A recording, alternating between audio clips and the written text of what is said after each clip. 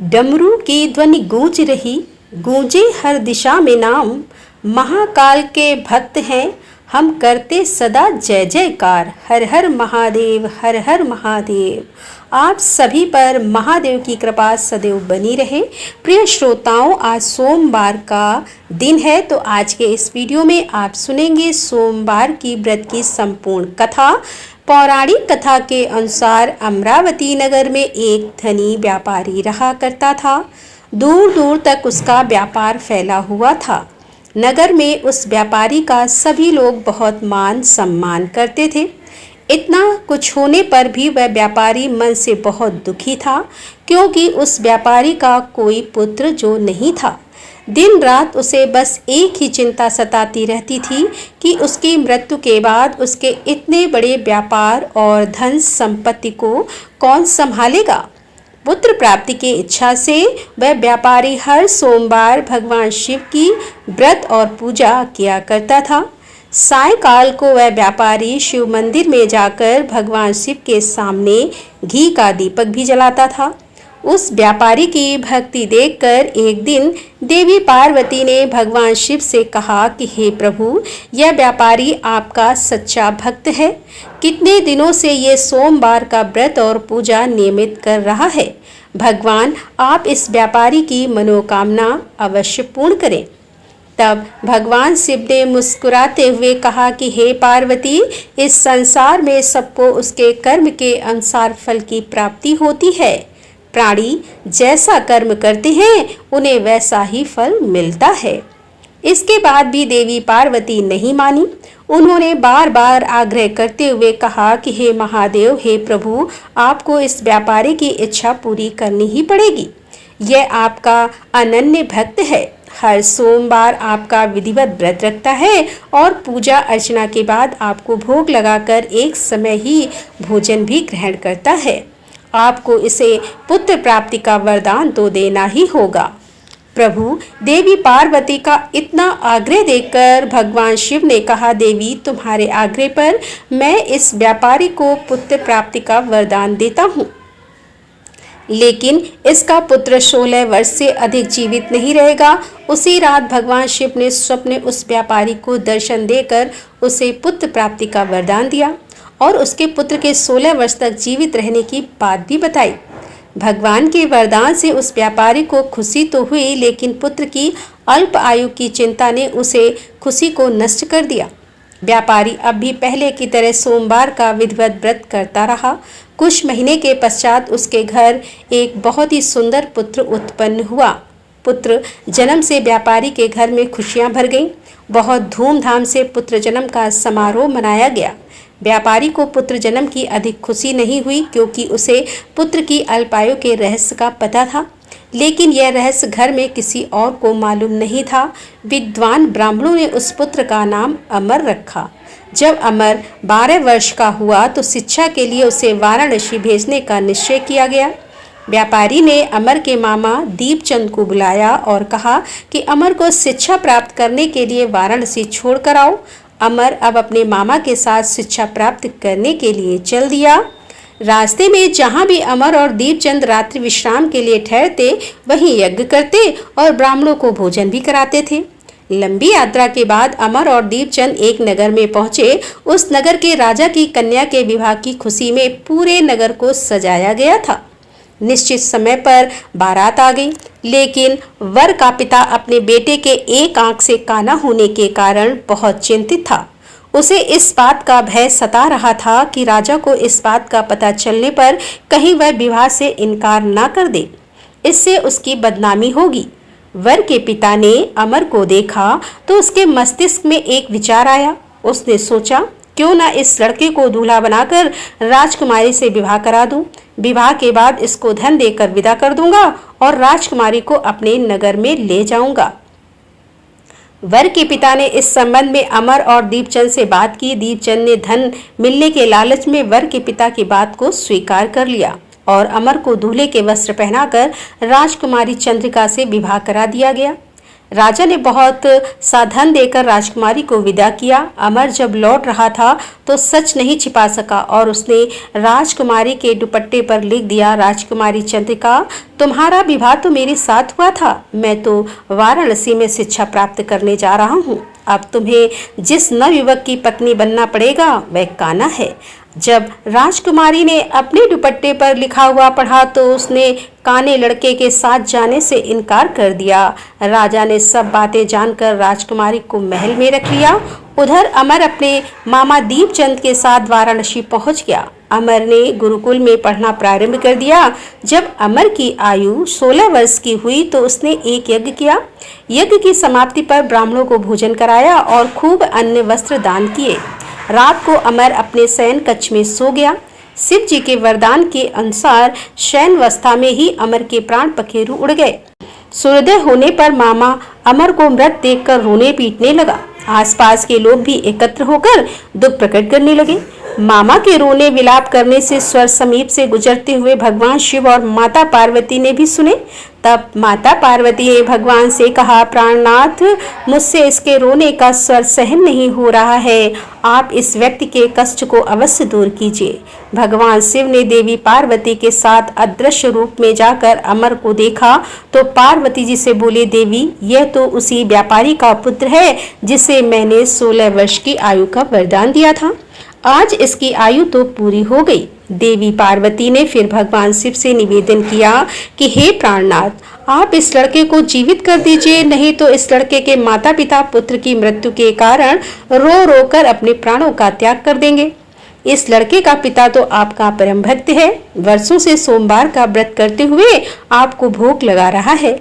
माता पार्वती के बार बार आग्रह करने पर भगवान शिव ने उस लड़के को जीवित होने का वरदान दे दिया और कुछ ही क्षणों में वह जीवित होकर उठ बैठा। फिर शिक्षा समाप्त करके अमर मामा के साथ अपने नगर की ओर चल दिया। दोनों चलते हुए उसी नगर में पहुंचे जहां अमर का विवाह हुआ था। उस नगर में भी अमर ने यज्ञ का आयोजन किया। समीप से गुजरते हुए नगर के राजा ने यज्ञ का आयोजन देखा। तब राजा ने अमर को तुरंत पहचान लिया। यज्ञ समाप्त होने पर राजा अमर और उसके मामा को महल में ले गया और कुछ दिन उन्हें महल में रखकर बहुत सारा धन वस्त्र देकर राजकुमारी के साथ विदा कर दिया। रास्ते में सुरक्षा के लिए राजा ने बहुत से सैनिकों को भी साथ भेजा। दीपचंद ने नगर में पहुंचते ही एक दूत को घर भेजकर अपने आने की सूचना भेजी। अपने बेटे अमर के जीवित वापस लौटने की सूचना से व्यापारी बहुत प्रसन्न हुआ और व्यापारी ने अपनी पत्नी के साथ स्वयं को एक कमरे में बंद कर रखा था। भूखे प्यासे रहकर व्यापारी और उसकी पत्नी बेटे की प्रतीक्षा कर रहे थे। उन्होंने प्रतिज्ञा कर रखी थी कि यदि उन्हें अपने बेटे की मृत्यु का समाचार मिला तो वे दोनों भी अपने प्राण त्याग देंगे। व्यापारी अपनी पत्नी और मित्रों के साथ नगर के द्वार पर पहुंच गया। अपने बेटे के विवाह का समाचार सुनकर पुत्रवधू राजकुमारी चंद्रिका को देखकर उसकी खुशी का तो ठिकाना नहीं रहा। उसी रात भगवान शिव ने व्यापारी के स्वप्न में आकर कहा कि हे श्रेष्ठ जी, मैंने तेरे सोमवार के व्रत करने और व्रत कथा सुनने से प्रसन्न होकर तेरे पुत्र को लंबी आयु प्रदान की है। यह सुनकर व्यापारी बहुत प्रसन्न हुआ। सोमवार का व्रत करने से व्यापारी के घर में खुशियां लौट आईं। शास्त्रों में लिखा है कि जो स्त्री पुरुष सोमवार का विधिवत व्रत करते हैं और व्रत कथा सुनते हैं, उनकी सभी इच्छाएं महादेव की कृपा से पूरी हो जाती हैं। सोमवार व्रत कथा समाप्त। अब सुनिए भगवान शिव और माता पार्वती के बीच में हुए संवाद की एक अद्भुत कथा। एक बार भगवान शंकर और माता पार्वती जी साथ साथ पद यात्रा पर संसार के भ्रमण के लिए निकले। संसार में अनेक स्थानों पर घूमने के बाद एक बार देवी पार्वती जी थक गईं और उन्होंने भगवान शिव से थोड़ी देर विश्राम करने के लिए कहा। भगवान शिव ने विश्राम करने के लिए हामी भर दी और फिर वे दोनों एक बड़े से पीपल के पेड़ के नीचे छांव में बैठ गए। थोड़ी ही देर बाद भगवान शिव अपनी करवट बदलकर लेट गए, लेकिन माता पार्वती की नजरें उन चींटियों की कतार पर टिकी हुई थी जो एक जगह से दूसरी जगह पर रेंगती हुई जा रही थी। चींटियों के बीच में रास्ते में पड़ा था एक रेंगने वाला कीड़ा, जिसे वे चींटियां लगातार चलते हुए काट रही थी। वह कीड़ा अपनी रक्षा करने में असमर्थ था क्योंकि चींटियां बहुत सारी थी और कीड़े को इस तरह चींटियों के काटने से अत्यधिक पीड़ा हो रही थी। वह अपनी रक्षा के लिए झटपटा रहा था। माता पार्वती जी यह दृश्य देखकर दुखी होने लगी। माता कैसे न कैसे करके उस कीड़े को पीड़ा से मिटाना चाहती थी, लेकिन खुद करने में असमर्थ थी। तो माता ने कीड़े को इस समस्या से मुक्ति दिलाने के लिए भगवान शिव से प्रार्थना की। भगवान शिव ने जब खड़े होकर उस कीड़े को देखा तो उन्होंने देवी पार्वती को समझाया कि आप इस पर ध्यान मत दो, यह किसी पीड़ा में नहीं है बल्कि अपने कर्मों का ही फल भोग रहा है। लेकिन माता पार्वती अपने कोमल हृदय से इस कठोर और पीड़ादायी दृश्य को देखकर बहुत दुखी थी। उन्होंने फिर से भगवान शिव से उस कीड़े को पीड़ा मिटाने के लिए लगातार प्रार्थना की, लेकिन भगवान शिव भी उन्हें यही समझाते रहे कि इस पर ध्यान मत दो, क्योंकि यह तो अपने कर्मों का फल भोग रहा है और सभी को एक न एक दिन अपने कर्मों का फल भोगना ही होता है। भगवान शिव ने इस समस्या से मुक्ति दिलाने के लिए माता पार्वती जी से वहां से कहीं दूसरे स्थान पर चलने के लिए कहा, ताकि उनका ध्यान वहां से हट सके।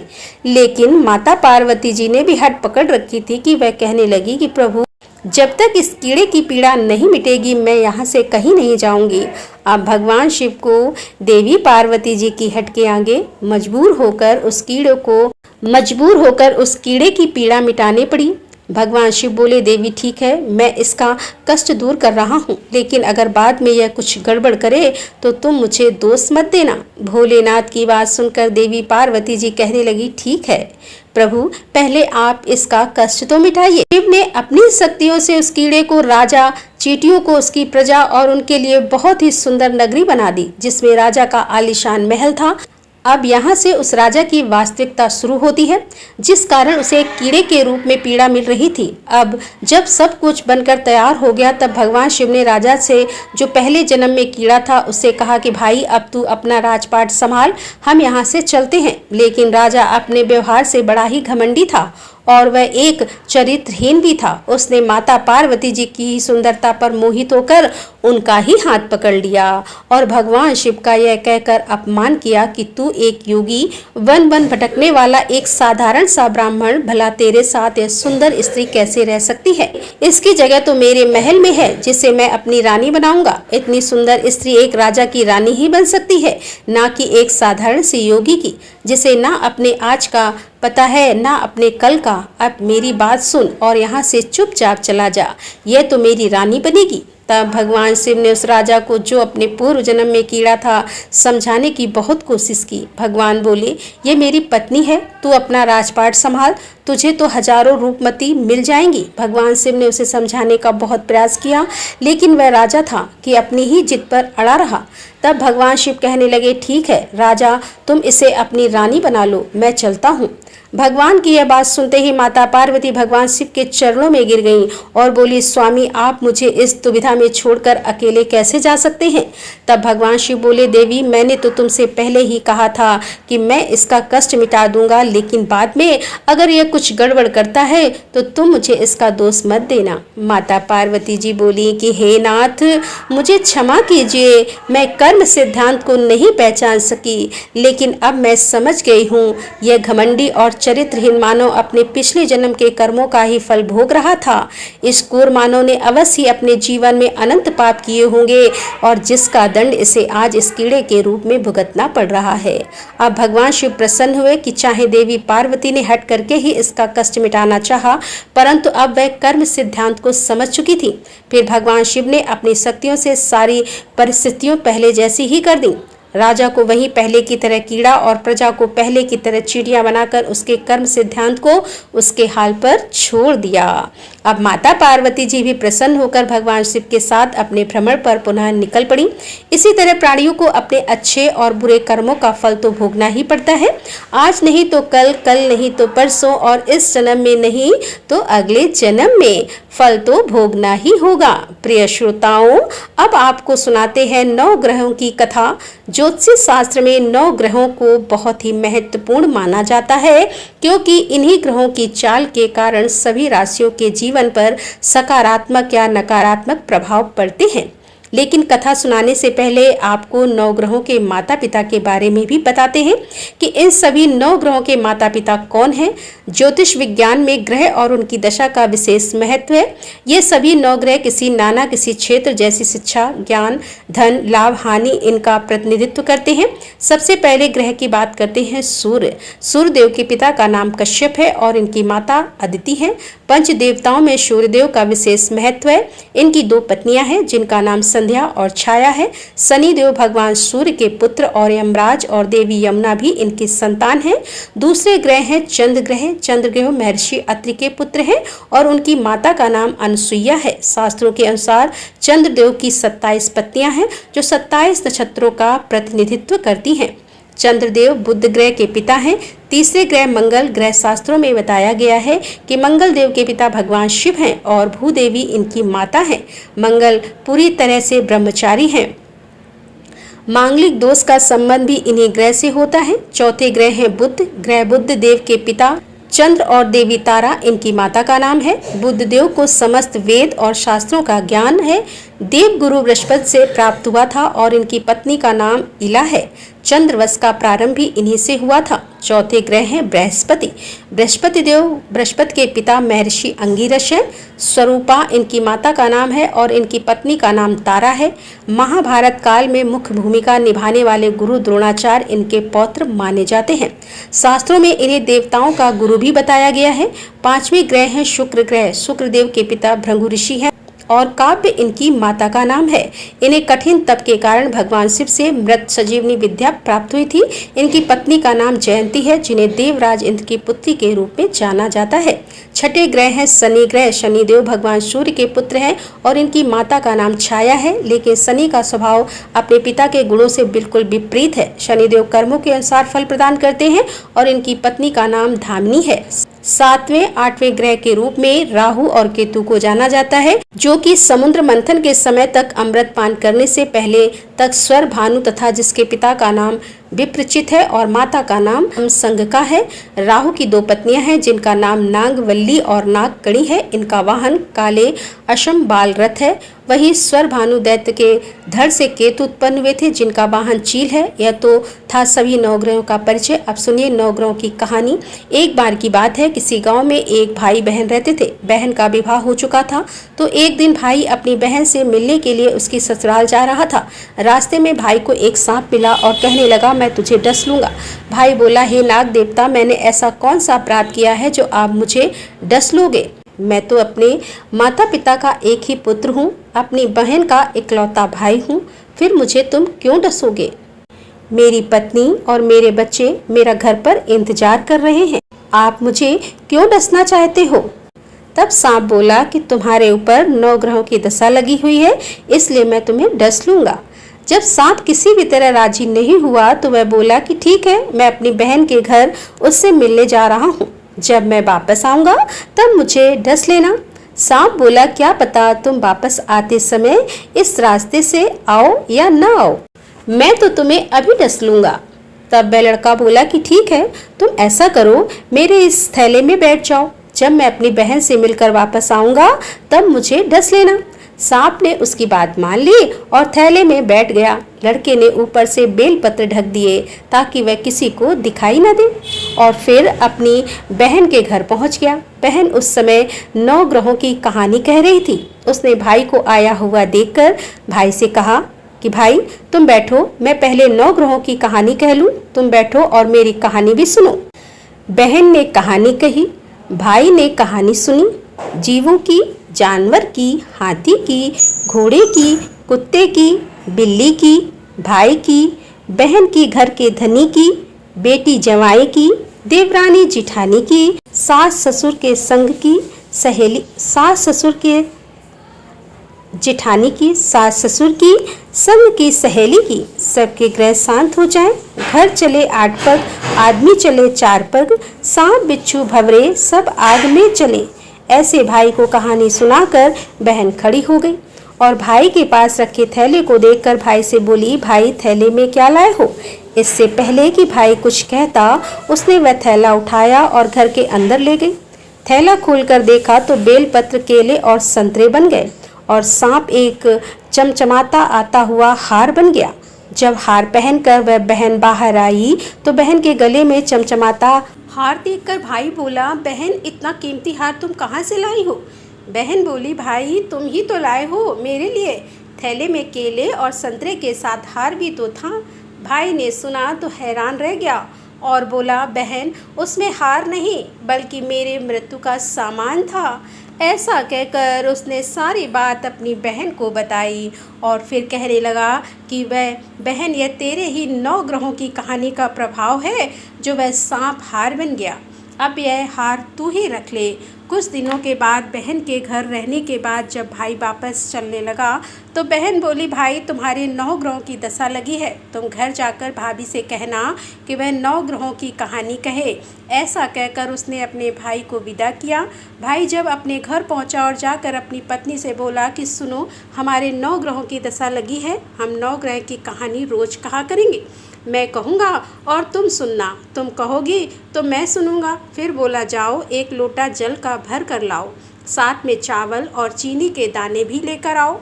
उसकी पत्नी सारी सामग्री लेकर आई।